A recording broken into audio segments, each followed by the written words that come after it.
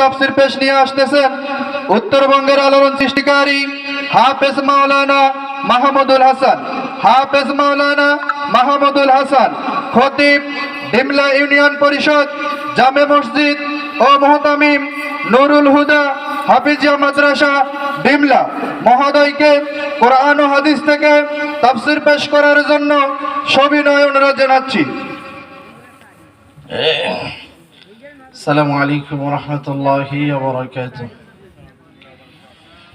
إن الحمد لله الأكرم الذي خلق الإنسان وكرم وعلمه من البيان ما لم يعلم، فسبحان الذي لا يحصى امتنانه باللسان ولا بالقلم.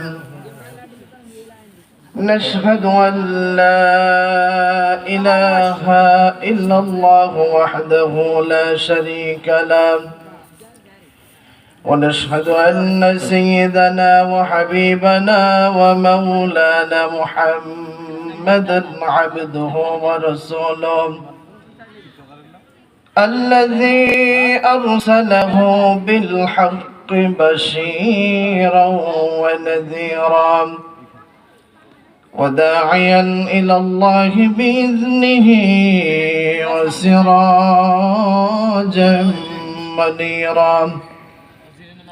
فقد قال الله تعالى في كلامه المجيد وفرقانه الحميد: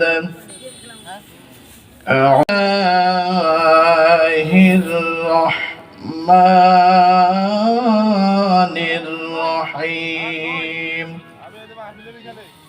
يا أيها الذين آمنوا اتقوا الله وكونوا مع